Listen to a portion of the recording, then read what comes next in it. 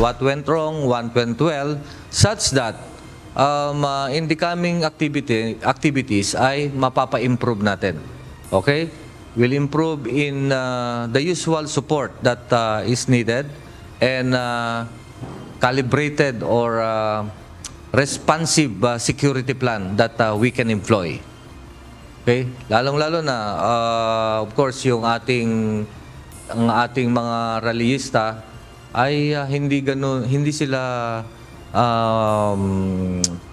magulo or hindi naghasik ng kaguluhan. Matapos ang maayos na seguridad na ipinatupad ng Philippine National Police sa sunod-sunod na kilos protesta sa iba't ibang panig ng bansa laban sa katiwalian, nakasentro na ngayon ang PNP sa gagawing pagbabantay sa holiday season.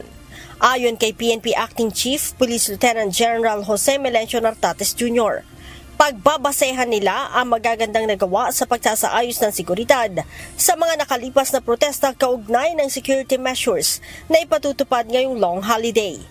We have a lot of activities after that. We have our Christmas holiday season to ensure that yung bakasyonista natin, whether they are going out of their places, out abroad or coming from abroad, yung mga ating mga turista, matulungan natin, maprotektahan natin. Ang PNP Anti-Cybercrime Group, todo bantay na rin online. Bukod kasi sa mga scam na nag-aalok ng bakasyon, sinasamantala na rin anila na mga illegal na tindera ng paputok ang pag-aalok online. Katunayan, 3 individual na ang naaresto ng mga operatiba sa Tondo at Nueva Ecija na nagbebenta ng illegal firecrackers online. Sa naturang operasyon, nasa mahigit sa 10,000 halaga ng paputok ang kanilang nakumpiska.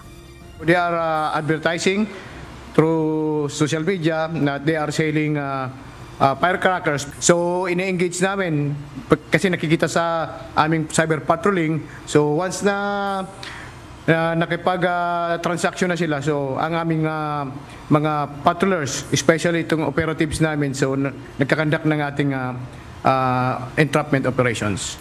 Ang mga suspect ay makaharap sa kasong paglabag sa Republic Act 7183 o an act regulating sale, manufacture, distribution, and use of firecrackers and other pyrotechnic in relation to Section 6 ng Republic Act 10175 o Cybercrime Prevention Act of 2012.